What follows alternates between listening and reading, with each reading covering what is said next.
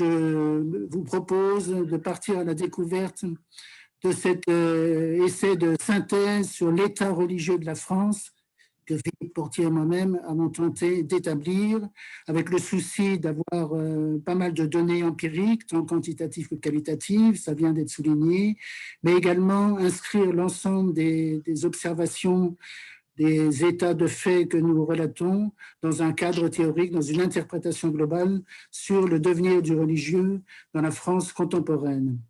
Alors, j'aimerais tout d'abord, en 3 points, vous dire quelques caractéristiques de cet ouvrage. Son point de départ, c'est en fin de compte le sentiment que pour ce qui concerne la situation du religieux en France, et d'ailleurs plus largement dans les sociétés occidentales d'Europe, on assiste à un basculement dans une autre configuration, qu'il y a certes, nous sommes dans la continuité de la modernité et de tout ce que représente la modernité comme critique de la religion et sécularisation de la religion, mais le sentiment qu'il y avait un changement qui s'opérait, un changement de configuration, qui s'inscrivait dans la continuité, mais il y a des éléments de discontinuité. Et dans ce sens, nous avons choisi de parler d'ultramodernité. Nous refusons de nous situer dans une perspective de postmodernité. Nous sommes toujours bien dans la modernité, dont l'ADN, c'est la réflexion, le questionnement critique, qui ne tient rien pour évident, mais qui questionne toutes les évidences. Et on a le sentiment qu'on passe d'une équation où longtemps on a pensé que plus de modernité signifiait moins de religion, on sort d'un peu de cette équation et que face à une radicalisation de la modernité, je vais vous expliquer comment on la conçoit, face à une radicalisation de la modernité, ce n'est pas plus on est moderne, moins on est religieux, plus on est moderne, plus on est religieux différemment. Et le religieux, comme la façon d'être religieux, comme la façon de ne pas être religieux, se reconfigure, évolue. Si on nourrit ce constat, c'est que nous essayons d'approcher les faits religieux comme des faits socio et culturels dans toute leur ampleur. De là, les 3 grandes parties de cet ouvrage, la religion dans l'espace privé, autrement dit, les rapports des individus à la religion, leurs déclarations d'appartenance, leurs pratiques, leurs orientations, donc la façon dont les individus se rattachent ou non à un monde religieux. Première partie, donc la religion dans l'espace privé. Deuxième partie, la religion dans l'espace social. Nous avons tenu à bien honorer le fait que les religions, ce n'est pas simplement une affaire individuelle. Les religions participent à la vie associative. C'est tous les registres où la religion s'inscrit dans la vie sociale, dans l'espace de la société civile, à travers l'éducation, à travers le caritatif, à travers les médias, à travers la participation à toutes sortes d'actions. Et donc la dimension aussi éthique des religions qui nourrissent des solidarités, des attentions aux laissés pour compte. Et une 3e partie sur la religion dans l'espace politique, la réarticulation du religieux et du politique, les évolutions de la laïcité, les religions comme ressources au niveau sociétal. Donc, on a eu cette souci d'avoir une approche globale de la religion et souvent on oublie certains aspects dans les investigations sociologiques sur la religion. On parle surtout de la religion, des rapports des individus à la religion, des relations Église-État. On oublie souvent le riche domaine de la société civile, le monde associatif et le fait que la religion est très présente dans toute la vie sociale concrète de nos villes, de nos campagnes et de nos différentes régions. On a voulu prêter attention à ce qui se passait dans les différents mondes religieux, le catholicisme, le protestantisme, l'orthodoxie, le judaïsme, l'islam, le bouddhisme, certains mouvements religieux comme les témoins de Jéhovah, les Mormons, ça a été évoqué, et également sur les 100 religions. Du point de vue des sciences sociales, les religions sont ce qu'en font les hommes et les femmes qui s'en réclament. Il n'y a pas de fatalité et notre regard sociologique rencontre aussi le regard de l'historien on critique sans arrêt les approches essentialistes de la religion qui consisteraient à dire que sous prétexte que les religions se réfèrent à l'immuable, à des dimensions absolues, elles ne changeraient pas. Non, les religions ont une histoire, elles s'inscrivent dans des sociétés différentes, dans des systèmes culturels différents, elles évoluent et donc elles se déploient dans une grande diversité, à la fois dans des contextes socioculturels différents. Les religions sont en fin de compte des langages et des pratiques symboliques à travers lesquels les hommes et les femmes disent le sens de la condition humaine, le sens de la vie, de la mort, du bonheur, du malheur. C'est une mise en perspective symbolique et rituelle de la condition humaine.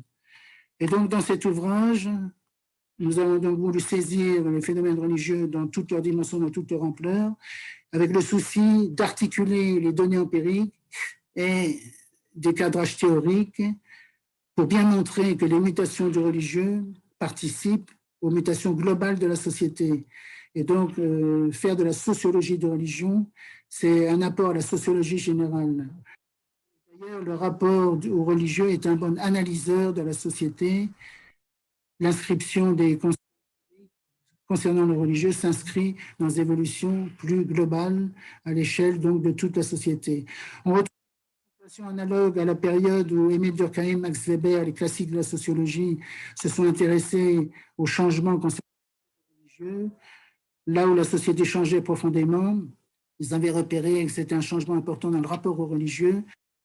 Nous nous trouvons dans une situation assez similaire. Il y a de profonds changements qui sont dans le domaine économique, social, politique, éducatif, scientifique, etc. Et les religions changent aussi. Il ne faut pas isoler, évidemment, les religions du contexte social. Alors, nous défendons une thèse. Au-delà de ce ouvrage, mon deuxième grand point, ce sera l'explication de la thèse centrale que nous défendons dans cet ouvrage et je vous entraînerai ensuite dans des considérations plus précises sur l'état religieux de la France.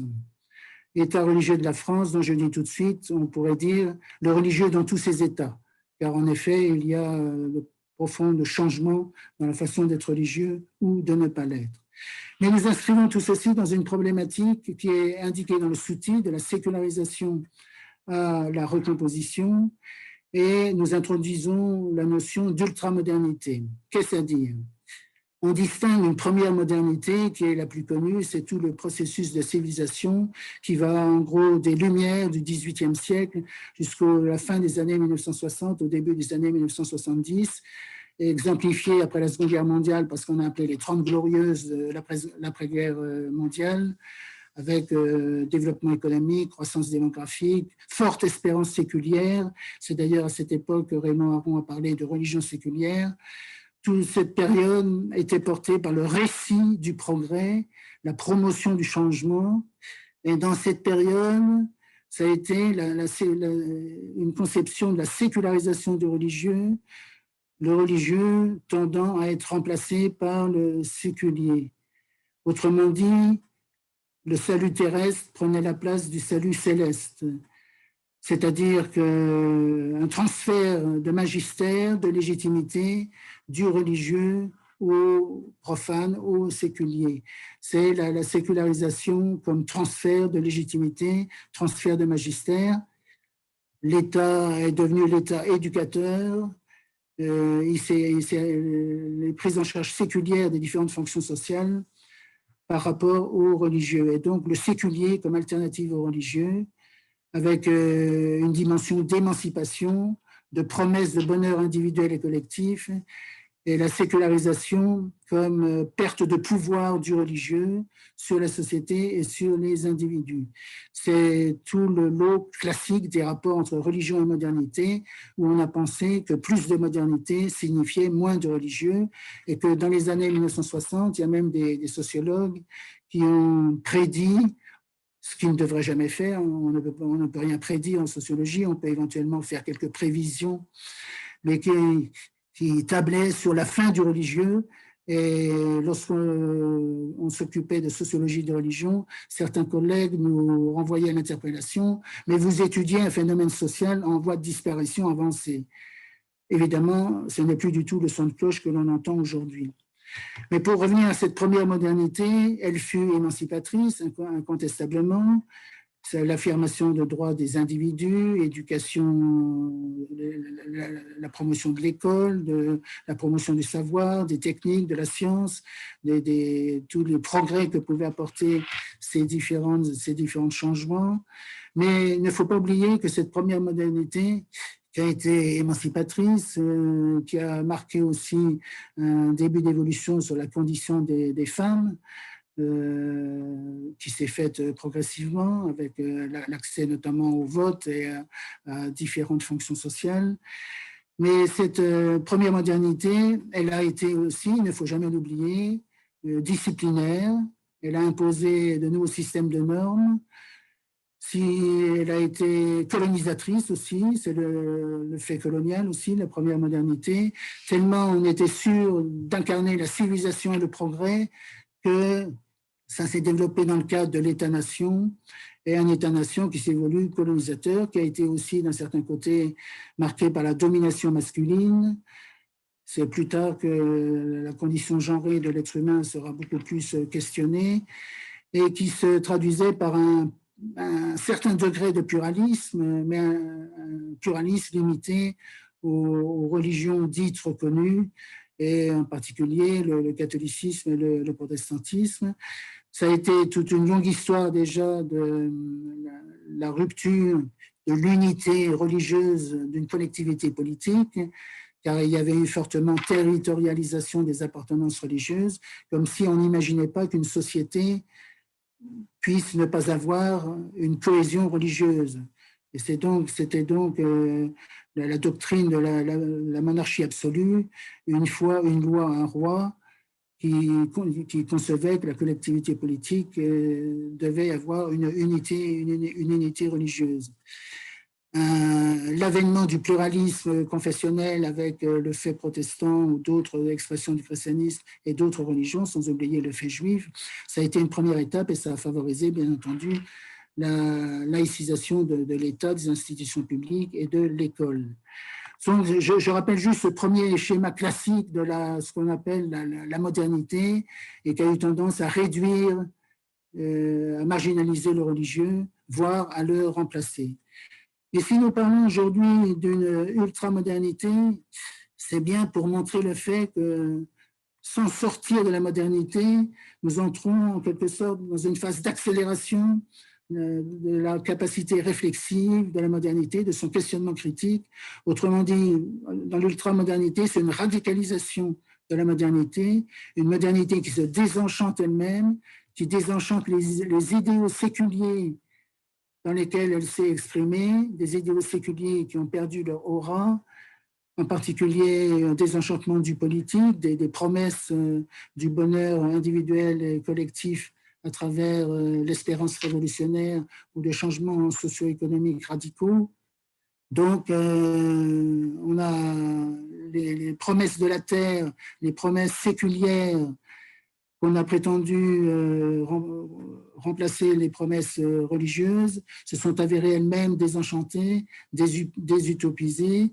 Autrement dit, les promesses du ciel comme les promesses de la terre, l'horizon était vide. C'est pour ça que l'ultramodernité, c'est une radicalisation de la sécularisation. Je voudrais prendre un exemple, la question du mariage et de la famille. Dans la première modernité, il y a eu l'établissement du mariage civil, mais le mariage civil, dans la première modernité, reposait en gros sur la même anthropologie que le mariage religieux, à savoir un couple hétérosexuel orienté vers la procréation. Il y avait certes eu un changement, c'est d'abord le mariage civil et éventuellement après un mariage religieux, mais il y avait continuité entre le mariage civil et le mariage religieux. Or, aujourd'hui, on assiste à un éclatement des façons de faire famille, comme on dit. D'ailleurs, faire famille, c'est significatif des évolutions. Et il y a un éclatement de l'institution familiale, différents modèles de conjugalité, différents modèles de la famille. Et donc, c'est une désinstitutionnalisation de la famille comme désinstitutionnalisation du sens à l'échelle de l'État, l'État se veut aujourd'hui plus agnostique, en fin de compte, qu'aux périodes où il était porteur d'un changement séculier prometteur d'amélioration de la condition individuelle collective, de réduction des injustices, de promotion de tous. Je pourrais prendre rapidement aussi l'exemple de l'école. L'école a été laïcisée à la fin du 19e siècle, les années 1882. L'école a été laïcisée. On a remplacé le magistère des instituteurs par rapport au magistère des prêtres, des pasteurs, des religieux, jusqu'à un certain point, parce qu'il y a eu, à côté des écoles religieuses qui ont subsisté évidemment jusqu'à aujourd'hui. Mais donc, l'école laïque qui a reproduit d'une certaine manière, dans un registre séculier, une éducation assez similaire à ce que dispensaient auparavant les personnels religieux. Mais aujourd'hui, l'école laïque est elle-même sécularisée. Le magistère des maîtres des écoles laïques, qui avait tendu remplacer le magistère des clercs, est à son tour désenchanté. C'est donc un désenchantement de l'école publique laïque elle-même. On pourrait également faire le raisonnement à propos du politique, un véritable désenchantement du politique,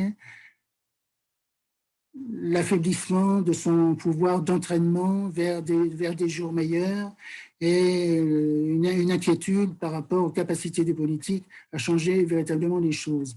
Il est évident que toutes les dimensions de la mondialisation interviennent également dans cette nouvelle situation d'ultramodernité. Autant la première modernité s'est déployée dans le cadre national, autant la seconde modernité, ce que nous appelons l'ultramodernité, est marquée par la mondialisation avec un questionnement sur les régulations dans le cadre de l'État-nation, qui sont à la fois prises entre des régulations supranationales à travers l'Europe ou les institutions internationales, ou des régulations au plan local. Et donc la mondialisation, les échelons locaux et supranationaux qui prennent de l'importance par rapport à l'échelon national. L'ultramodernité, c'est aussi les causes féministes, les identités de genre, tout est discuté, reconstruit, et donc c'est un pluralisme beaucoup plus accentué qui s'étend à travers les phénomènes migratoires, une société française beaucoup plus multiculturelle, beaucoup plus multireligieuse, et qui pose la question centrale qui est au cœur de toutes sortes de débats sociaux et politiques: comment vivre ensemble avec nos différences, expression classique qui est souvent employée et qui reconnaît, qui indique que nous vivons maintenant dans des sociétés beaucoup plus diversifiées et que se pose la redoutable question de la cohésion sociale, non seulement par rapport à des différences de situations socio-économiques, mais également par rapport à différentes orientations culturelles, choix de vie, conception fondamentale de la vie. Et c'est dans tout ce cadre qu'il s'opère une reconfiguration du religieux, un dépassement de la sécularisation qui va que je qualifierais, j'y reviendrai en conclusion, une recomposition d'un religieux décléricalisé. C'est la fin d'un religieux comme pouvoir sur la société et sur les individus, et donc des reconfigurations du religieux dans une sécularité. La sécularisation a gagné, nous sommes dans une société très sécularisée, mais recomposition d'un religieux décléricalisé dans une sécularité désenchantée. Et donc, ce n'est pas un retour de religieux au statu quo ante, c'est une reconfiguration dans un nouveau contexte, reconfiguration du religieux et du non-religieux. Alors, j'en viens à l'essentiel de mon propos, que je qualifie un peu un religieux dans tous ses états, un religieux disséminé, pluralisé, réinventé. Tout d'abord, un religieux disséminé. Dans le chapitre 1 de notre première partie, nous avons un chapitre intitulé « La décatholicisation de la France, une révolution silencieuse ». Au niveau des enquêtes quantitatives, c'est spectaculaire. Au sortir de la Seconde Guerre mondiale, 90% de la population française déclarait appartenir au catholicisme. Selon l'enquête européenne des valeurs de 2018, c'est un tiers des Français qui continuent à se déclarer, je dis bien se déclarer, appartenir au catholicisme. Un tiers des Français, 32% exactement, et seulement 15% si je prends les jeunes adultes de 18-29 ans. C'est une évolution considérable de l'importance numérique de l'affiliation au catholicisme parmi la population française. Il y a une baisse de la déclaration d'appartenance, des pratiques, des vocations sacerdotales, de différents ordres, dans différents domaines. Et donc, c'est le premier fait qu'il faut noter, mais je vais revenir au catholicisme, parce qu'on tient également à montrer que cette baisse des appartenances et des pratiques ne signifie pas que le catholicisme devient inexistant et qui subsiste et qui reste très important dans la vie sociale, dans la vie politique de notre pays. Dans mes premiers points, l'incontestable décatholicisation. Ensuite, on a une religiosité sans appartenance. C'est la crise du religieux institué. Paradoxalement, la fin du religieux comme pouvoir sur la société et sur les individus s'accompagne d'explosion de religiosité, une religiosité que pourrait dire flottante, une religiosité émotionnelle, des sensations, des différentes recherches spirituelles, une religiosité en quête de mots pour se dire et de liens pour se vivre. Il y a une expression suisse que vous connaissez peut-être, boire en Suisse, c'est boire en solitaire. Et un collègue suisse, Christophe Monod, a parlé de croire en Suisse, c'est-à-dire croire en solitaire. Et on peut se demander en effet si il n'y a pas une explosion de croyance et une explosion en plus de crédulité et la difficulté à croire ensemble. Autrement dit, il y aurait un vaste problème, un vaste défi, trouver des liens pour vivre ensemble et des mots pour le dire. Alors, les sans-religions. Les sans-religions, c'est 32% de Français qui s'identifient au catholicisme, 58% qui se déclarent sans religion. Alors évidemment, se déclarer sans religion, qu'est-ce que ça recouvre? C'est plus complexe qu'il n'y paraît au premier abord.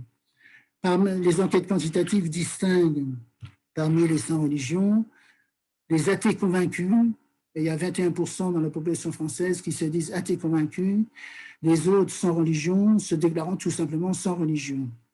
Et donc, nous avons, Philippe Portier et moi, tenu à bien distinguer la catégorie des athées convaincus de la catégorie des simplement indifférents en matière religieuse. Donc, le tout est assez important, 58% des Français en 2018, mais les athées convaincus représentent une conviction alternative par rapport à la religion.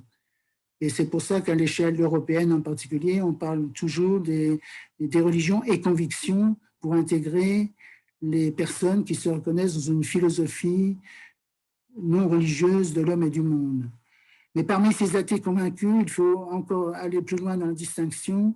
Il y a des athées convaincus qui ont une conviction athée, c'est leur conviction personnelle, privée, et ils n'en parlent pas plus qu'il ne faut, un athéisme tranquille. Mais il y a parmi les athées convaincus, il y a les militants de l'athéisme militant, prosélyte, qui s'accompagne d'une critique, d'une dévalorisation des religions, d'une mise en cause des religions. Et donc bien distinguer entre la conviction athée comme conviction privée personnelle, du militantisme athée anti-religieux qui se développe également et qui répond au prosélytisme religieux par un prosélytisme athée. Les indifférents sont les personnes qui se déclarent simplement sans religion, sans déclarer de conviction particulière. Et on peut distinguer parmi eux les agnostiques, mais aussi certains agnostiques qui sont intéressés par les dimensions spirituelles. Plusieurs philosophes, comme André Comte-Sponville ou d'autres philosophes, appartiennent à cette catégorie. Des sans-religion, très ouverts, très intéressés par les questions de spiritualité, d'ouverture au spirituel, de ce que ça représente comme expérience. Il est aussi intéressant de relever que par 25% des personnes qui se déclarent sans religion déclarent croire en Dieu. Voilà un fait intéressant.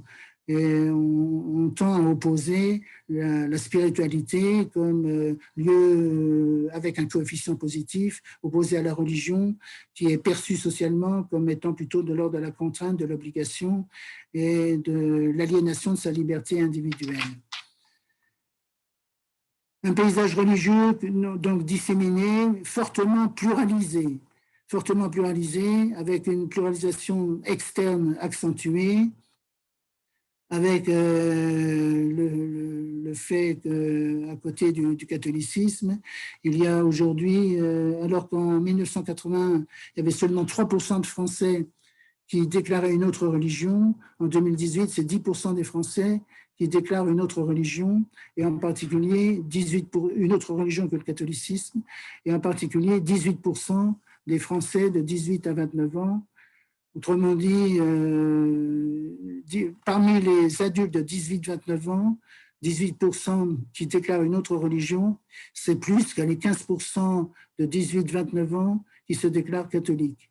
Donc, si je prends la tranche d'âge des 18-29 ans, on voit l'aspect très considérable, spectaculaire des évolutions. D'ailleurs, si on prend la catégorie, l'ensemble des pratiquants réguliers d'une religion en 2018, sur 100 pratiquants réguliers en 2018, il y a 53 catholiques, 34 d'autres religions, en particulier 16 musulmans, 9 protestants, des proportions donc uniquement sur les pratiquants réguliers, beaucoup plus importantes que la proportion des musulmans, 6-7%, et des protestants, 2-3%, dans la population française actuelle. Donc, si le paysage religieux, pluralisation externe, 32% des Français qui s'identifient au catholicisme, 21% qui s'identifient à l'athéisme, 7% à l'islam, protestantisme près de 3%, et les orthodoxes, le bouddhisme et quelques autres religions. Si maintenant je regarde les différents mondes religieux, pour revenir un instant sur l'Église catholique, évidemment, le phénomène de la décatholicisation au niveau des appartenances et des pratiques individuelles est un fait majeur, mais il ne faut pas oublier que l'Église catholique reste un acteur social significatif, important, une ressource d'ailleurs importante à travers le réseau de ses paroisses, tout ce qu'elle développe en matière d'action sociale, en matière d'éducation, l'école catholique, le souci de l'éducation, les associations, le Secours catholique, les médias, les journaux, le Journal La Croix, La Vie, bien d'autres publications, les aumôneries. Autrement dit, le fait catholique reste une dimension importante de la vie sociale, culturelle, associative en France. Et je crois que c'est important de le souligner. On a trop tendance à seulement focaliser sur l'attitude des individus. Mais une religion ne se réduit pas à combien de divisions, comme rappelait l'introduction. Il y a également, les religions sont des corpus de sens, de textes, de références à une tradition qui continuent à nourrir, à alimenter des engagements, des solidarités.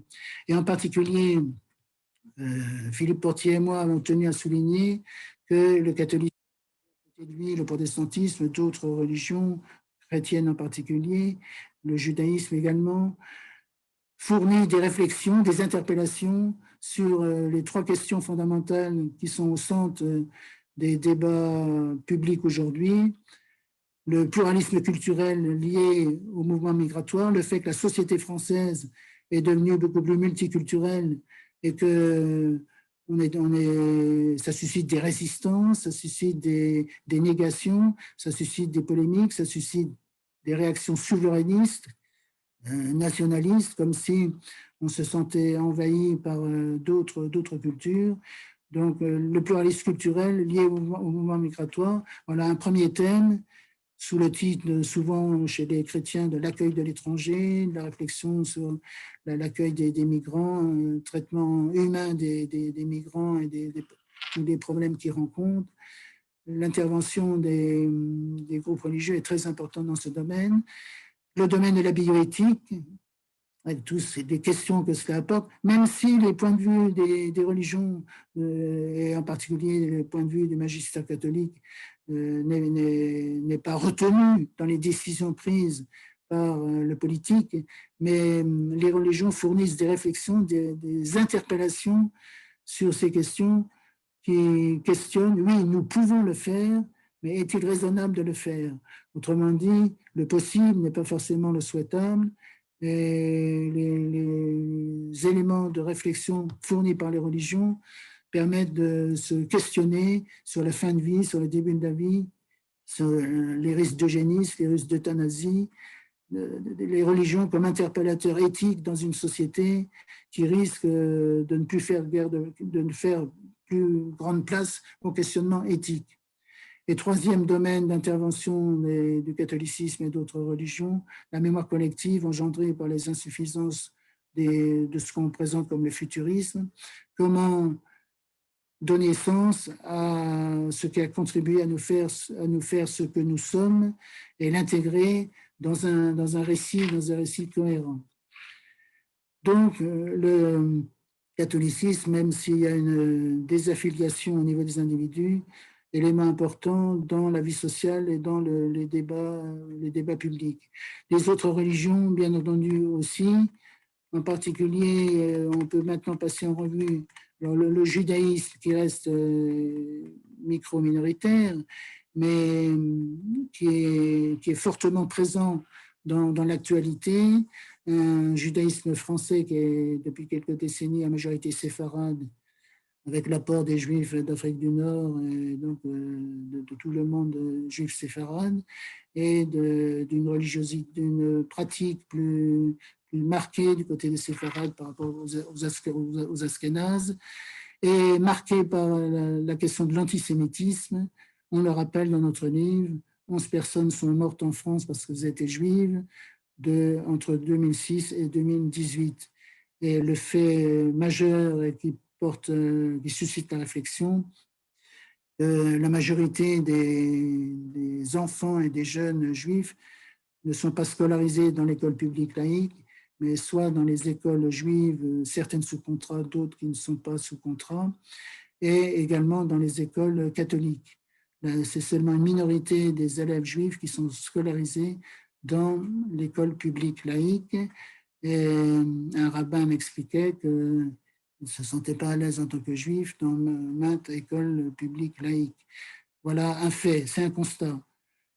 Évidemment, dans le paysage religieux actuel, le fait musulman qui s'est imposé d'abord par l'importance, c'est la deuxième religion après le catholicisme, 6-7% de la population française, 13% des 18-29 ans, donc des jeunes générations, avec tous les problèmes, la perception de l'islam comme problème. C'est un pluralisme religieux accentué parce que l'islam est certes un autre monothéisme, mais c'est en même temps une autre façon de vivre le religieux à travers les rites, à travers des pratiques alimentaires différentes, des pratiques vestimentaires différentes, un calendrier différent, le jeûne du Ramadan, et des jeunes qui disaient que le carême, c'était le ramadan des chrétiens. Ils ne disaient pas le ramadan, c'est le carême des musulmans. Le fait qu'on perçoit le fait religieux essentiellement à travers le fait musulman et les pratiques à travers lesquelles il se manifeste. Mais je ne m'étends pas sur l'islam, ça reviendra sans doute dans les questions. Je voudrais insister sur le fait que chaque monde religieux, catholique, protestant, orthodoxe, juif, musulman, autres, qu'on rencontre dans chaque monde religieux, des intransigeants, des réaffirmations identitaires et des ouvertures à la sécularité. On parle d'un catholicisme d'ouverture opposé à un catholicisme d'identité. On oppose le protestantisme luthéro-réformé au protestantisme évangélique qui insiste sur la conversion personnelle et le prosélytisme. Il y a de fortes oppositions entre les orthodoxes et les libéraux au sein même du monde juif, avec le développement d'un judaïsme libéral, le judaïsme en mouvement, avec 12 rabbins libéraux, dont 4 femmes rabbines dans le judaïsme libéral. Évidemment, également un monde musulman très diversifié, avec le soufisme, le salafisme, et on peut faire des comparaisons entre le salafisme et le protestantisme évangélique, et bien entendu la question du terrorisme, du djihadisme, de l'islam politique, et les graves problèmes que cela pose après les tragédies de Charlie Hebdo et tous les attentats qui ont suivi.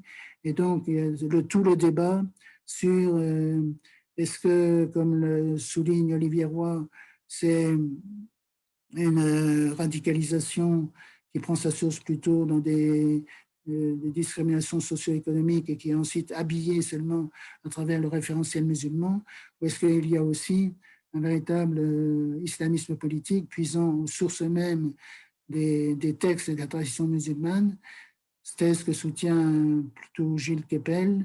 Et en fait, notre approche est plus nuancée. Il y a les deux, il y a les deux, il y a les deux. Il est incontestable qu'il y a à travers les discours, notamment sur le Internet, de terrorisme musulman qui nourrissent une haine de l'Occident et de tout ce que représentent les valeurs occidentales.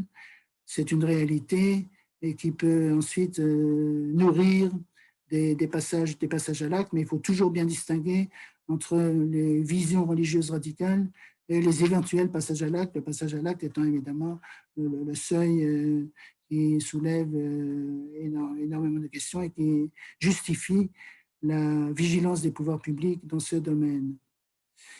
Donc, un religieux partagé entre des reconfigurations libérales, ouvertes, inventives, qui cherche dans les traditions, dans le corpus que constitue telle ou telle religion, à investir le monde séculier, à réinventer le christianisme, le catholicisme, le protestantisme, l'orthodoxie au sein même de la sécularité occidentale et tout à fait dans le cadre de la laïcité de l'État et des institutions publiques et des agents publics. Et puis, il y a des réactions intransigeantes, des réaffirmations traditionnalistes que l'on rencontre sous diverses formes dans les différentes religions. D'autres diverses façons d'être religieux, et je voudrais encore prendre l'exemple, si j'arriverai à peu près à ma conclusion dans 3-4 minutes.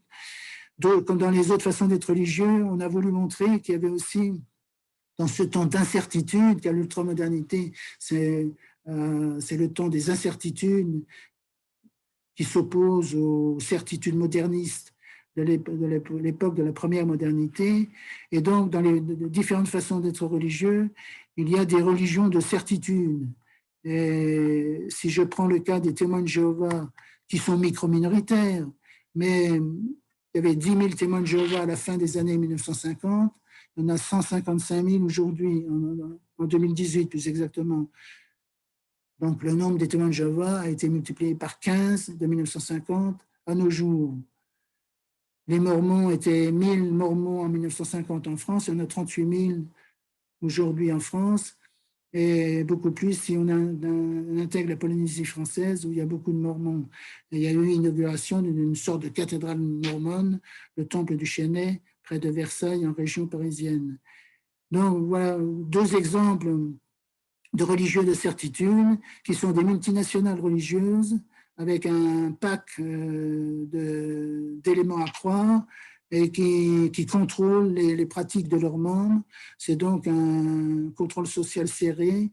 Être témoin de Jéhovah ou être mormon, c'est suivre les préceptes, les pratiques édictées par ces religions. Exemple donc de religiosité de certitude. Mais le bouddhisme nous offre un tout autre exemple.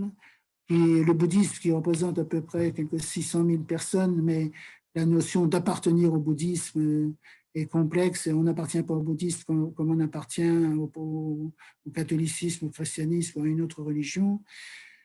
Car le bouddhisme, que propose par exemple le bouddhisme? Les communautés monastiques en Dordogne, le village des pruniers, qui offrent des retraites sur l'art de vivre en pleine conscience, je cite, faire l'expérience de la joie et de la paix. Le bouddhisme, invitation à parcourir un chemin initiatique, non pour adopter un système de sens, mais plutôt pour s'adonner à un type de religiosité. C'est donc plus une conversion à un type de religiosité plus qu'une conversion à une autre religion. Et d'ailleurs, il y a des bouddhistes chrétiens, des chrétiens bouddhistes ou des juifs bouddhistes ou le bouddhisme pouvant se concilier avec l'appartenance à une autre religion. Un collègue chinois, Gizé, qui a étudié le bouddhisme en France, parle à propos des communautés bouddhistes qui se sont développées dans le sud-ouest, d'un rassemblement dans la mobilité. Il y a la communauté des moines et autour de ces moines bouddhistes, il y a des Français de différents horizons qui viennent suivre les enseignements d'un maître, mais c'est une communautarisation par intermittence, une affiliation lâche. C'est un rassemblement dans la mobilité. Les gens viennent, ils repartent, ils reviendront peut-être un autre jour pour poursuivre ou pas. C'est donc une autre sociabilité religieuse également, qui est assez caractéristique. Alors, je termine pour laisser la place à vos questions qui seront sans doute nombreuses. La thèse centrale de cet ouvrage, c'est que l'hypersécularisation redessine la place du religieux dans la société, tant à l'échelle individuelle, avec les quêtes diverses de spiritualité, qu'à l'échelle sociale, les religions comme ressources de solidarité et d'engagement, et même au niveau politique, sur la question même des fondements même de la démocratie. Et je reviens à la question fondamentale qui est la question actuelle aujourd'hui, comment vivre avec nos différences socio-économiques, mais aussi des différences qui se traduisent par des discriminations. Et le fait a été attesté à travers des enquêtes extrêmement rigoureuses. François Héran, professeur au Collège de France, le souligne parmi d'autres. C'est vrai qu'en France, il y a actuellement une discrimination dans l'accès au logement et dans l'accès à l'emploi de personnes musulmanes. Et les tests qui ont été faits démontrent que ce n'est pas seulement une discrimination par rapport aux origines d'un autre pays, arabe ou autre, il y a une spécificité, une discrimination liée au fait qu'une personne déclare une pratique religieuse musulmane, la propension à voir dans tout pratiquant religieux musulman un terroriste en puissance.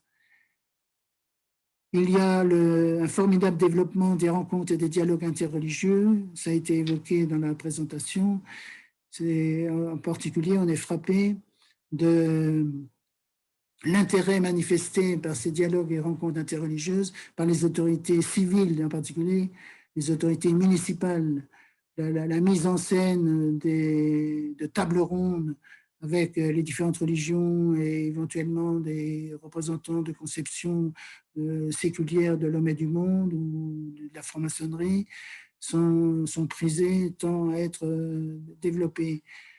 Et un des thèmes de réflexion sur lesquels nous débouchons à la fin de l'ouvrage, c'est très intéressant, c'est la question de l'écologie et toute l'importance prise dans le questionnement écologique sur évidemment notre façon même de vivre. Et le religieux se trouve percuté par l'écologie. Et on peut même dire que l'écologie s'est laissée saisir par le religieux, ou plutôt par le spirituel. Les écologistes appelant à une conversion à la sobriété, dénonçant le fait que les instruments technologiques de la maîtrise débouchent sur la perte totale de la maîtrise. Il y a donc le paradigme écologiste qui est tout à fait attentif et qui même se tourne vers les autorités spirituelles. Ça a été le cas de Nicolas Hulot pour renforcer, légitimer la nécessité d'un changement du comportement. Et on a souligné également l'impact, bien au-delà du monde catholique, de l'encyclique du pape François sur Laudato Si, qui a eu un impact extrêmement important au-delà même du monde catholique, et en particulier chez des personnes sans religion. Donc, c'est bien la conjonction, notre situation actuelle, d'une sécularité démythologisée, d'un temps d'incertitude, et d'un religieux qui est décléricalisé, qui se cherche également dans différentes directions. Et c'est pour ça qu'on peut dire que c'est un religieux dans tous ses états, mais on redécouvre l'importance des sources culturelles, y compris religieuses, pour alimenter le vivre ensemble, la solidarité civique et l'universalisme. Pour certains, les religions sont synonymes de fanatisme, de violence, de guerre, et certains continuent à pourfendre le religieux comme en pensant que la société irait mieux sans les religions. Mais il ne faut pas oublier que si les religions peuvent être meurtrières, elles le sont, elles l'ont été dans certains contextes. La religion, c'est aussi le ferment qui alimente des engagements solidaires et qui nourrit l'universalisme à travers l'ancrage dans des corpus de signification. Et j'aimerais terminer par une phrase d'Emmanuel Lévinas qui, à propos du judaïsme, Emmanuel Lévinas, le philosophe juif, qui dit que c'est à partir du particularisme juif qu'on s'ouvre à l'universalité. Cette phrase de Lévinas, on peut l'appliquer aussi à d'autres mondes religieux. On s'ouvre à l'universalité à travers l'inscription dans le monde catholique, dans le monde protestant, dans le monde orthodoxe, du point de vue du christianisme ou d'une autre tradition. Et donc, nous insistons, Philippe Portier et moi, sur le fait que l'universalisme abstrait néglige le fait que pour s'inscrire dans l'universalisme, il faut s'inscrire aussi dans des ressources culturelles valorisant et nourrissant l'universalisme. Et je terminerai par cette citation de l'écrivain portugais, je ne crois pas qu'on l'ait mis dans notre ouvrage, mais de Miguel Torga, un écrivain portugais, qui dit « L'universel, c'est le local moins les murs ». L'universel, c'est le local moins les murs. Mesdames et messieurs, je vous remercie. Bien, merci Jean-Paul Willem pour ce propos qui ressaisit bien des aspects, en effet, de cet ouvrage, La religion dans la France contemporaine. Je vous interroger, revenir un petit peu pour poursuivre le plan que vous avez observé, peut-être les aspects quantitatifs, car quelquefois, j'entends dire dans le monde catholique, en particulier quand on évoque les chiffres qui sont assez désespérants d'un certain point de vue dans le monde catholique de la pratique religieuse, on essaie de se rassurer quelque part en disant non mais ne vous inquiétez pas, chez les musulmans et chez les autres c'est pareil. Or, il me semble, à la lecture de votre ouvrage, qu'il y a quand même une forme de différenciation dans le rapport à la pratique. Il me semble quand même que les jeunes musulmans, à la lecture de votre livre, mais vous allez corriger tout cela, me semble quand même s'ils ne sont pas, ça n'est pas majoritaire, mais plus pratiquants, me semble-t-il, que les jeunes catholiques. Et vous allez nous dire également ce qu'il en est dans les autres religions, parce qu'il y a sans doute, loin de la coupe aux lèvres, à se déclarer faire partie d'une religion, se retrouver dans une religion et adopter les pratiques de cette religion, où là, les chiffres sont encore plus bas et sans doute avec un effondrement plus caractéristique pour certaines religions. Oui, mais vous avez tout à fait raison, et c'est un fait également, effectivement, qui mérite attention. C'est que les musulmans, les juifs, les protestants, en fonction de l'importance prise par le protestantisme évangélique, sont plus pratiquants que les catholiques. Et donc, le fait chez les musulmans est avéré. D'ailleurs, les jeunes musulmans pratiquent plus que leurs aînés. Et on constate également la même chose dans le protestantisme évangélique et dans d'autres mouvements religieux.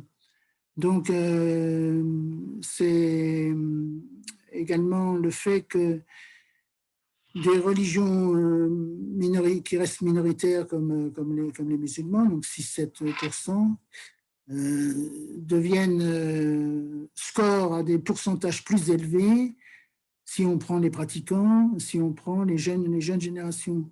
Alors ça, effectivement, ça interroge sur l'avenir même, sur l'évolution, dans quel sens vont continuer les courbes. Est-ce que cet écart va subsister ou non? Alors, en tout cas, c'est un bouleversement par rapport au schéma précédent. Le schéma précédent, c'était les aînés plus pratiquants que les jeunes. Et ça, c'était caractéristique de cette première modernité.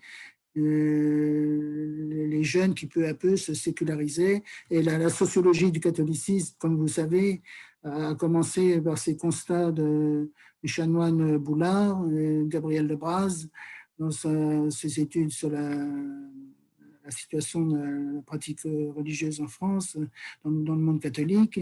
Le fait pourquoi les catholiques bretons qui allaient régulièrement à la messe dans leur région de Bretagne cessent de pratiquer lorsqu'ils arrivent à la gare Montparnasse à Paris. C'était l'insertion dans le monde urbain où ils s'apercevaient que beaucoup de gens ne pratiquaient pas et donc que le fait de pratiquer une religion devenait un non-conformisme, alors que dans leur localité d'origine, en Bretagne, le fait de pratiquer était un geste collectif qu'ils faisaient sans même forcément se demander s'ils voulaient le poursuivre ou non. Et donc, l'urbanisation comme facteur de sécularisation. Or, aujourd'hui, les lieux de la recomposition religieuse, de la revitalisation religieuse, ce sont les grandes agglomérations. Les grandes agglomérations sont les lieux de recomposition du religieux, de communautés religieuses actives, avec même quelques méga-églises tels que Impact Centre Chrétien dans la banlieue parisienne, ou la Porte Ouverte chrétienne dans la banlieue de Mulhouse, dont on a fortement parlé d'ailleurs à propos des débuts du développement de la pandémie. Donc, il y a ces faits, un religieux plus pratiquant chez les jeunes, mais avec la question de fond qu'on peut peut-être plus poser, je le vois en étudiant plus particulièrement les différentes expressions de ce protestantisme évangélique qui incontestablement a un certain impact, un certain succès, notamment auprès des jeunes, qui insiste donc sur la conversion personnelle, le fait qu'être chrétien, c'est avoir sa vie transformée, et en témoigner devant d'autres personnes. Donc l'aspect profession de foi, démonstration des bienfaits de la conversion, c'est un critère de modernité. Valoriser la religion à travers les résultats concrets qu'elle a sur les individus à partir de leur conversion. C'est une sorte de démonstration de la légitimité de la religion par l'expérience faite par des individus. Et dans ce type de groupe, on valorise beaucoup les témoignages individuels. Ce n'est pas une religion essentiellement à travers un système de doctrine ou de sens, c'est le religieux vécu. J'ai rencontré le Christ et ça a transformé ma vie. Et donc, il y a un aspect très, très, très moderne et qui se prête aussi à des utilisations optimales de forts moyens audiovisuels. La recherche d'un religieux, en quelque sorte, démonstratif et efficient. Pas simplement une superstructure de sens, mais une dimension essentielle de sens à l'échelle de l'individu.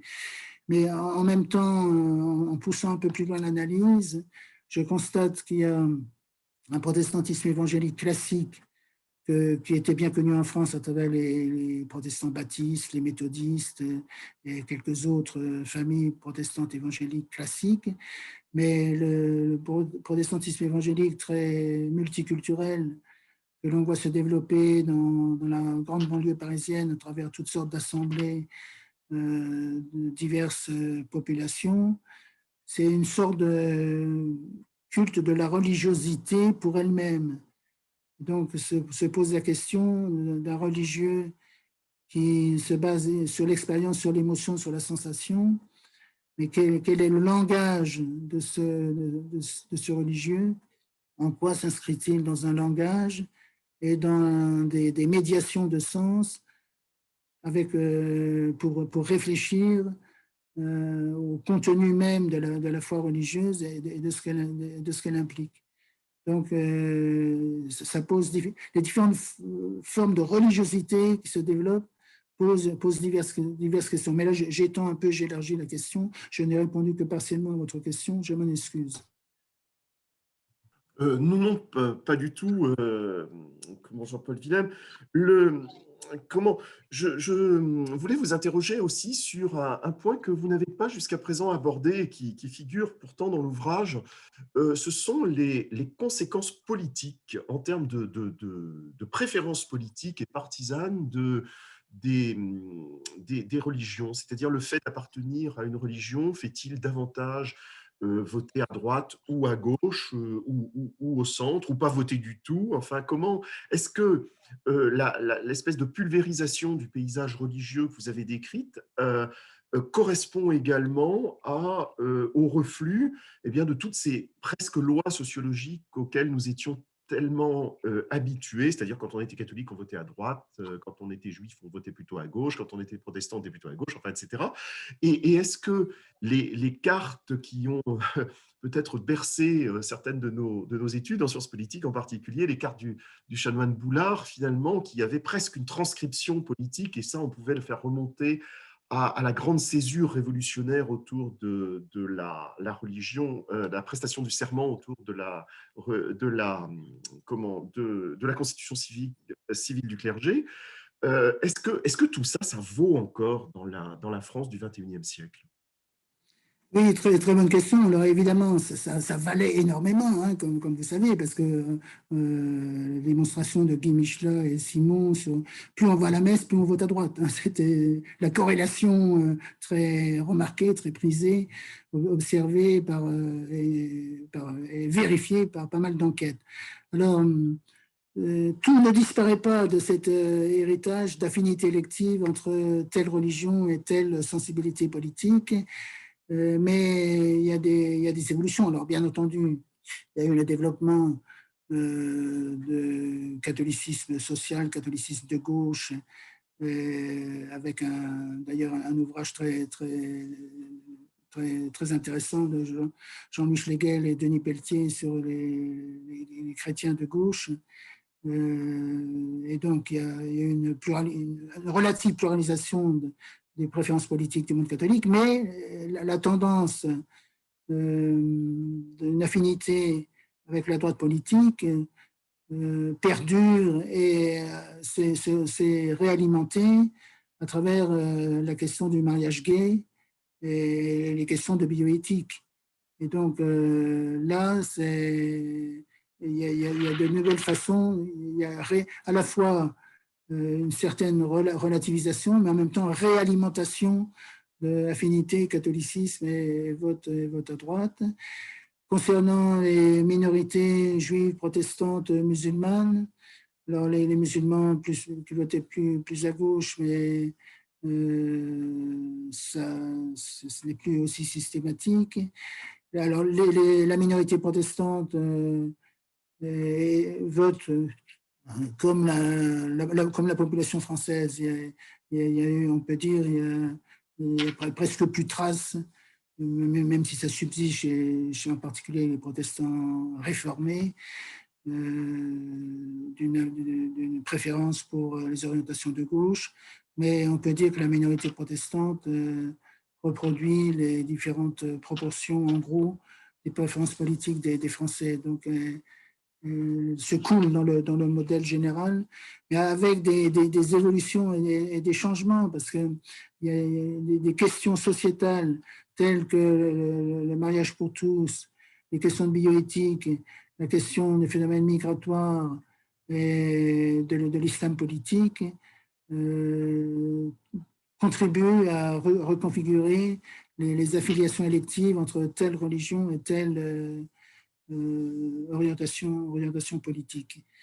Mais alors, une autre dimension qui me paraît importante à noter, c'est au-delà de ce dossier important, hein, les affinités entre sensibilité religieuse et sensibilité politique, la reconsidération même du fait religieux, y compris de la part, par exemple, d'un président comme François Hollande, qui, lorsqu'il était en campagne électorale, avait associé, il faut dénoncer le monde de la finance, le monde des religions, le monde, comme donc des propos très dépréciatifs par rapport à la religion.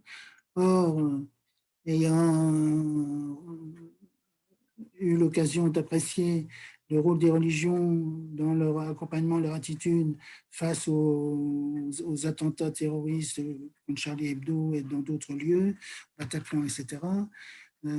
François Hollande a eu des propos beaucoup plus positifs sur la contribution des religions à la paix sociale, à l'accompagnement de la souffrance des Français face au terrorisme islamique.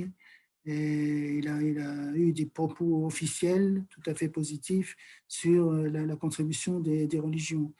Donc, également de la part des politiques, chez en tout cas certains, et quelquefois la plus haute responsabilité, à savoir le président de la République, une attention soutenue, renouvelée au phénomène religieux. Et au-delà des polémiques sur l'actuel projet de loi pour conforter les valeurs de la République, et il est frappant de constater qu'il y a des contacts réguliers, il y a des auditions à l'Assemblée nationale, au Sénat, des contacts réguliers avec le président de la République lui-même, Emmanuel Macron, des représentants religieux. Il y a une pratique à l'échelle de l'État et des pouvoirs publics, une pratique de laïcité de reconnaissance. Et il y a des hiatus entre le discours sur la laïcité et ce que révèlent les pratiques même de la laïcité à l'échelle de l'État. Alors, je voulais revenir sur un propos là dans le chat. C'est Geneviève qui semble tout à fait bousculée par ce que vous avez dit. 25% des Français se déclaraient sans religion, mais pourtant croire en Dieu. Alors, voilà une catégorie sans doute à laquelle nous n'étions pas très habitués. Est-ce que vous pouvez décrire un petit peu le portrait de ces gens étranges qui croient en Dieu sans se déclarer proches d'une religion? Et ça fait partie un peu de la dévalorisation du religieux institué, de l'institution religieuse, perçue comme étant réductrice, contrainte, et que l'on refuse. Et donc, l'affirmation d'une religion personnelle qui serait moins formatée par les institutions, et plus libre de ses modes d'expression, de ses contours même. Mais j'observe aussi, je ne sais pas si vous y avez été attentif, au fait que je suis frappé que certains catholiques préfèrent se dire chrétiens plutôt que se dire catholiques. Et j'ai observé le même phénomène dans le monde protestant. Certains protestants préfèrent se dire chrétiens, évangéliques, plutôt que protestants. Et donc, c'est une façon d'affirmer une distance par rapport à l'institution. Et donc, c'est sans religion. Ils ne veulent pas s'inscrire dans un système, ils ne veulent pas avoir le sentiment de se soumettre à des autorités religieuses.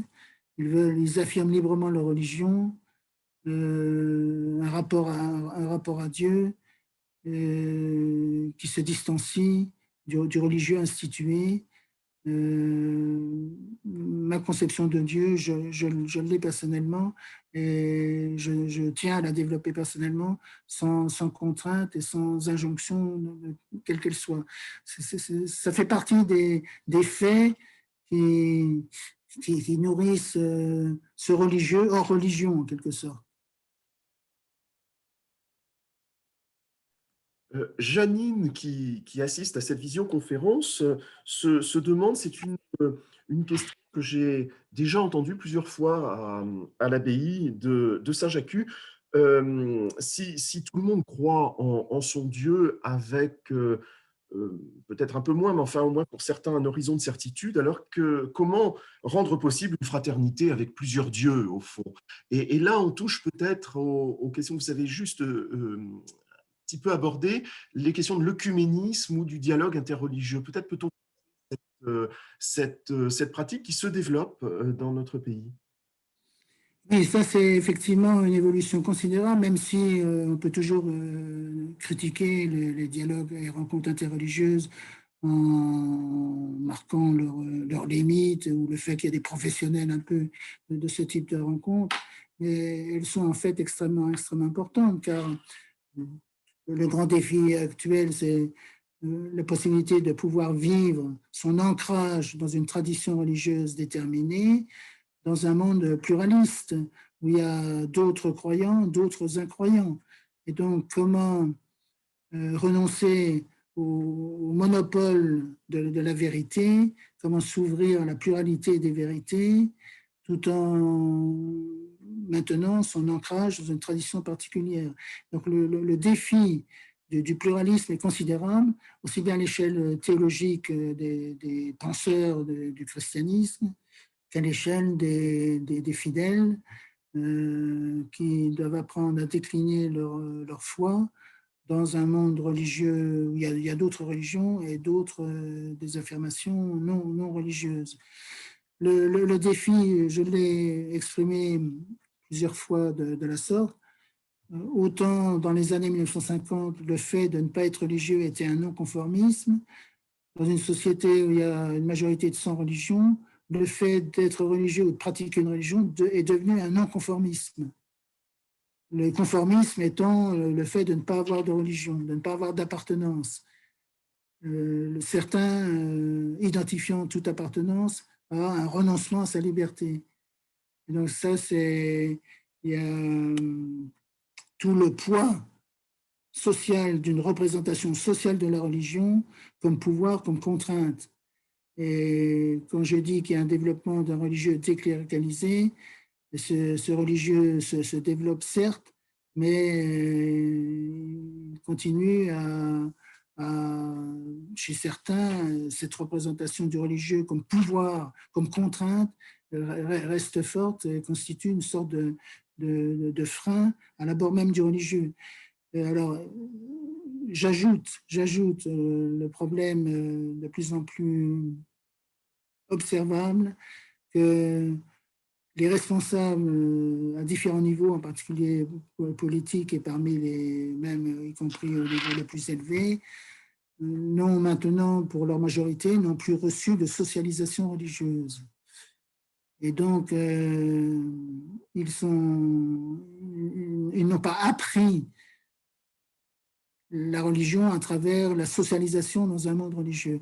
Et donc, on se développe en quelque sorte une sorte d'analphabétisme religieux, le fait d'être religieux est perçu comme un phénomène social qui devient de moins en moins compréhensible, simplement au niveau de l'intelligence de ce phénomène social, par un certain nombre de personnes. Et j'ai quelquefois entendu des jeunes eux-mêmes qui disaient, qui se faisaient moquer par leurs camarades, le fait qu'ils suivaient un catéchisme, par exemple, parce que c'était perçu comme une régression, une aliénation par rapport à l'affirmation « moi je suis libre à l'égard de toutes les philosophies, toutes les religions, et je n'accepte pas cette aliénation ». Donc vraiment la religion même comme objet social, culturel, dans toute la profondeur de ce qu'elle représente, est une immense question pour toute la société et pour ces différentes catégories.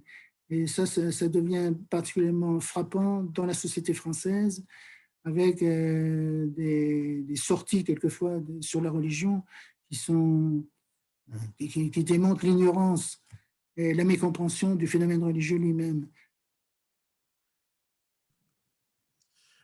Un point, secteur, et Dieu sait s'il est important, dont on a très peu parlé jusqu'à présent dans notre conversation, Jean-Paul Willem, c'est l'école. On ne peut pas évidemment réfléchir à la laïcité en France sans évoquer l'école. L'ouvrage écrit avec Philippe Portier semble tout de même dire que la guerre des écoles, ça appartiendrait quand même plutôt au passé et que là aussi, reconnaissance, coopération, émulation serait à l'ordre du jour. Et je voulais rejoindre ça à une remarque que nous fait Valérie, que nous adresse Valérie, où elle se pose en effet la question, y a-t-il en effet une possible contradiction là-dedans si ces combats de la guerre des deux France, la guerre des deux écoles, appartiennent au passé, mais si en même temps les religions entendent, certes minoritaires sans doute, mais réenchanter le monde, est-ce qu'on ne peut pas s'attendre à un certain retour de ces oppositions qui ont été quand même structurantes dans la France des siècles passés? Oui, tout à fait, mais en même temps, ce qu'on a tenu à souligner, c'est il y a quand même des évolutions assez significatives, assez remarquables. C'est que les écoles privées sous contrat d'association avec l'État ont pris leur place dans toute l'offre éducative et elles ont démontré leur capacité à cultiver une excellence scolaire tout en gardant leur caractère propre. Et je crois que les écoles privées sous contrat d'association, et donc en majorité presque exclusivement des écoles catholiques sous contrat d'association, démontrent le fait qu'on peut participer à une mission publique d'éducation avec un caractère propre, autrement dit l'ancrage dans une identité religieuse. Et donc ça, c'est un point, si vous voulez, acquis, parce que la loi Michel Debré de 1959 concernant les contrats d'association, au début, elle était critiquée par tout le monde, aussi bien par les laïcs que par les catholiques. En fait, elle a pris sa place, alors non sans mal, avec des polémiques récurrentes sur les financements de telle classe, de telle école, etc. C'est pas une histoire exemple de conflit et de réactivation dans ces conflits, mais des évolutions importantes. Savoir qu'on pouvait participer à la mission publique d'éducation à partir d'un caractère propre. Alors, ce qui est significatif aujourd'hui, c'est d'une part une progression de personnes souhaitant l'éducation à la maison, le fameux homeschooling qu'on connaît aussi par exemple aux États-Unis. Et donc la méfiance ou la mise en cause pour différentes raisons dans l'école publique laïque et des parents, des familles qui cherchent un ailleurs, une alternative éducative, alors soit à travers l'école catholique, soit à travers des écoles juives, des écoles. Alors, les protestants qui avaient remis le réseau d'écoles au secteur public, il y a maintenant quelques écoles évangéliques qui se développent, considérant que l'école laïque n'est pas une école suffisamment neutre au plan des valeurs et des enseignements, qu'elle représente la valorisation du sécularisme le plus absolu et que c'est donc pas une neutralité véritable. Il y a donc une réactivation d'opposition entre les prétentions éducatives des familles en lien avec telle ou telle religion par rapport à l'école publique laïque. Mais du côté de l'école publique laïque, ça fait aussi partie des évolutions considérables, le développement d'un enseignement relatif aux faits religieux au cœur même de l'école publique laïque, suite au rapport de Régis Debray sur cette question. Et ça, c'est une petite aussi révolution silencieuse. Alors certes, on n'a pas créé une discipline particulière pour étudier les religions au sein de l'école publique laïque, mais il y a une valorisation, la prise en compte des dimensions religieuses de l'histoire, des lettres, l'apprentissage des langues, y compris aussi des sciences, de la philosophie bien entendu. Et donc, alors, concrètement, ça dépend beaucoup des motivations des professeurs pour s'investir un peu dans ces aspects du programme d'histoire, de lettres ou de philosophie. Mais c'est quand même une évolution considérable que l'école publique laïque a reconnu qu'il était indispensable pour l'éducation citoyenne dans la société française d'aujourd'hui qu'il y ait une intelligence du monde religieux. Donc, développer ce que Régis Debray a appelé une laïcité d'intelligence par rapport à une laïcité d'incompétence. Et on peut dire le religieux, les questions religieuses sont des questions suffisamment importantes pour qu'elles soient également dans le domaine de l'école publique laïque et de son enseignement, à condition de respecter la déontologie de l'enseignement laïque et la déontologie de la recherche historique, sciences sociales, adaptée aux différents âges de la scolarité. Donc, il y a des évolutions quand même assez considérables, avec effectivement des réalimentations, une suspicion de la part de certaines familles par rapport à l'école publique laïque. Mais une première proposition, un premier état du projet de loi sur le respect des principes de la République avait indiqué qu'il voulait remettre en cause de façon assez directe la possibilité de l'enseignement à la maison. Et en fait, c'est contraire à la Convention européenne des droits de l'homme, par exemple. Il y a un article additionnel de la Convention européenne des droits de l'homme qui dit qu'il faut respecter le droit des parents à assurer l'éducation de leurs enfants dans le respect de leurs convictions religieuses ou philosophiques. Et donc, ce qui est obligatoire, c'est l'instruction, la transmission de connaissances scolaires. Ce n'est pas l'obligation de fréquenter l'école. Et donc là, la régulation européenne aussi a son mot à dire.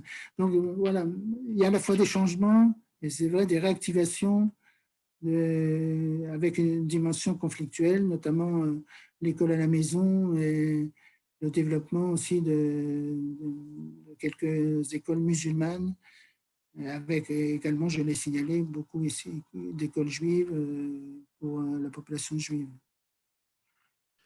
Et justement, à ce sujet, on entend dire parfois que, gros modo, le christianisme et le judaïsme, finalement, auraient fini, le judaïsme plus précocement, mais enfin, le christianisme aurait fini par s'accorder à la laïcité telle que pratiquée en France, mais que pour l'islam, ce serait beaucoup plus compliqué parce que ce ne serait pas, quelque part, dans l'ADN de l'islam, cette séparation des deux ordres.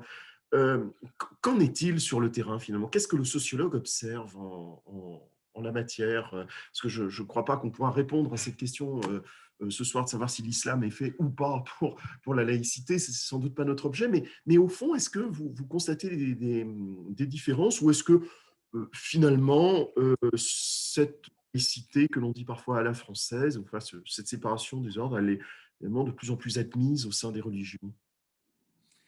Cette laïcité est de plus en plus admise au sein des religions. Je reprends votre formule, elle est exacte, y compris pour la majorité du monde musulman.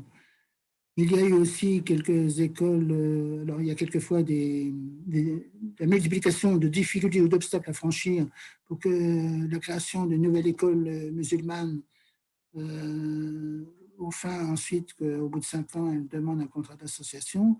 Mais il y a eu par exemple des exemples, le lycée Averroès, un lycée privé musulman sous contrat d'association, qui a été vanté par le recteur comme réussite scolaire des élèves, un excellent taux de réussite au baccalauréat, par exemple. Donc, il y a eu quelques exemples, mais il y a eu aussi, c'est vrai, des réticences ou des bâtons dans les roues, pour parler un peu plus explicitement, mis pour laisser un projet d'une école musulmane se développer, même si c'est un droit. C'est un droit, puisque existent des écoles catholiques, des écoles juives, etc. Pourquoi pas des écoles musulmanes? Et donc là, c'est un sacré défi, parce que, en fin de compte, à travers un contrat d'association avec des écoles musulmanes, n'est-ce pas créer les conditions qui permettent au culte musulman de s'installer dans le respect de la laïcité à travers un enseignement tout à fait valable au plan des objectifs et de la déontologie de l'éducation nationale, tout en ayant un caractère propre musulman. Ça, c'est, voilà. Est-ce qu'en fin de compte, pour mieux assurer la place de l'islam dans le paysage religieux français aujourd'hui, est-ce qu'il faut envisager la République comme devant le plus possible se protéger des religions, ou plutôt permettre aux religions de vivre leur intégration dans une société française marquée par l'avènement de la laïcité, la séparation des églises et de l'État, la laïcité scolaire, et permettent à des personnes d'autres religions, en particulier des musulmans, de trouver leur place dans ce système. Ça n'a pas été facile pour l'Église catholique et l'école catholique. Il y a eu beaucoup de conflits, la fameuse guerre scolaire. Et pour ce qui concerne la laïcité, 1905 a été d'abord refusé du côté catholique. Il a fallu trouver le système des associations diocésaines de 1923-1924 pour que le culte catholique puisse poursuivre dans le cadre légal de ces associations diocésaines. Pourquoi ne pas également inventer des solutions adaptées au culte musulman, comme ça a été, on a trouvé des solutions pour respecter le caractère hiérarchique, le mode d'organisation de l'Église catholique. Ça, c'est un point très important et que certains peut-être oublient dans le débat actuel, qui est sur les changements qui sont proposés dans le projet de loi, la loi même de 1905, qui est un point très important dans son article 4, qui respecte l'auto-organisation, l'organisation propre à chaque groupe religieux, qui ne doit pas s'ingérer, s'insérer dans le fonctionnement interne d'un groupe religieux, de respecter la façon dont ce groupe s'organise. Alors, justement, j'allais y venir sans doute pour conclure notre échange de ce soir.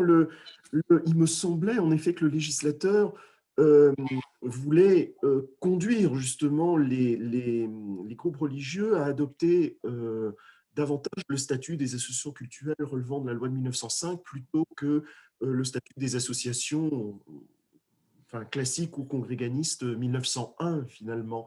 Comment vous... Et, puis, et au-delà, ça c'est une disposition du projet de loi sur le renforcement des principes républicains. Comment vous lisez ce projet de loi? C'est-à-dire, est-ce qu'il se situe dans une continuité il répond justement au phénomène que vous avez décrit ou en rupture, c'est-à-dire un petit peu comme si la laïcité avait été, enfin, notre conception de la laïcité avait été tellement reconnaissante en quelque sorte vis-à-vis du religieux que face à des formes de durcissement du religieux, il fallait au contraire que l'État peut-être fasse un petit peu marche arrière et ressorte ou consolide les dispositifs de contrôle du religieux. Bref, comment vous lisez ce projet de loi? Vous savez que la loi de séparation des églises et d'État de 1905 est dominée par un principe libéral. C'est d'abord reconnaissance de la liberté de conscience, de la liberté d'avoir une religion ou de ne pas en avoir. Et donc, c'est d'abord donc une affirmation de liberté. Liberté des églises, liberté de l'État par rapport aux religions, une double liberté. Ça, c'est très important à rappeler.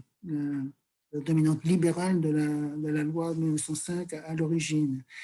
Alors, dans l'actuel projet, et ça a été bien remarqué par les représentants des cultes, il y a en fin de compte plus de manifestations, une laïcité de méfiance plus que de confiance, une laïcité de méfiance envers les groupes religieux, notamment euh, les associations cultuelles, loi 1905 ou diocésaines, libre déclaration, et qui poursuivaient leur existence d'associations cultuelles. Or, aujourd'hui, la loi propose un contrôle de cultualité par le préfet et qui serait réexaminé tous les 5 ans. Donc un renforcement du contrôle de l'État qui veut vérifier périodiquement le caractère exclusivement cultuel de l'association cultuelle. Et donc il y a 2-3 petits articles quand même de ce genre proposés en tout cas l'état actuel, le projet de loi, après qu'il soit passé au Sénat et de revenir maintenant dans la discussion à l'Assemblée nationale, qui tend à renforcer le contrôle de l'État sur les associations culturelles. Et il y a la trace, si vous voulez, dans ce projet de loi, dont certains articles sont tout à fait valables, mais dans ce projet qui brasse beaucoup de choses à la fois, il y a des propositions de changement de la loi de 1905 qui en font presque une laïcité sécuritaire face au danger que représenterait le culte musulman tout particulièrement. Or, bien, comme on ne peut pas évidemment faire une loi visant une religion particulière, toutes les religions se trouvent quelque peu éclaboussées, impactées par les éléments de changement, les évolutions que l'on veut introduire dans la loi de 1905.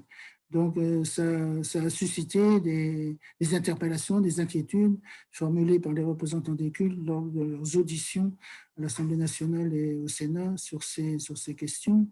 Et surtout, le fait que ces représentants des cultes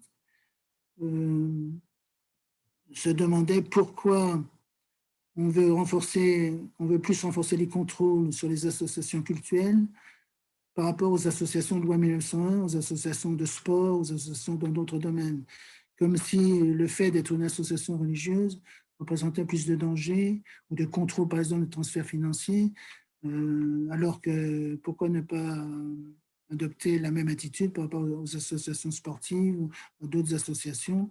Donc, il y a une sorte de méfiance plus forte manifestée à l'égard de l'association cultuelle par rapport à d'autres types d'associations. Et comme le souhait était de voter une loi qui faciliterait, qui encouragerait les groupes religieux musulmans à adopter l'association cultuelle loi 1905 plutôt que l'association loi 1901 qui peut exister avec un objet cultuel, on peut se demander si l'objectif visé n'est pas atteint, ou risque même d'être contre-productif, car ça n'incite pas forcément, dans l'état actuel des choses, je ne crois pas que ça incite favorablement les groupes qui ne sont pas encore constitués en cultuel à se constituer en cultuel à cause de ces renforcements des contrôles de l'État à travers l'autorité préfectorale. Et c'est en plein le débat actuel hein, sur ce projet de loi. Voilà, alors pour conclure et vous remercier, cher Jean-Paul Willem, de nous avoir traduit à la fois toutes ces transformations et tous ces questionnements contemporains autour des religions. Conseiller à nouveau hein, de la lecture de La religion dans la France contemporaine, l'ouvrage que vous avez écrit avec votre collègue Philippe Portier, qui en plus est breton. Philippe Portier, Jean-Paul Willem, La religion dans la France contemporaine entre sécularisation et recomposition, et c'est publié aux éditions Armand Collin. Et à nouveau, merci Jean-Paul Willem. Nous espérons avoir la chance de vous accueillir cette fois en vrai à l'abbaye de Saint-Jacques-de-la-Mer, qui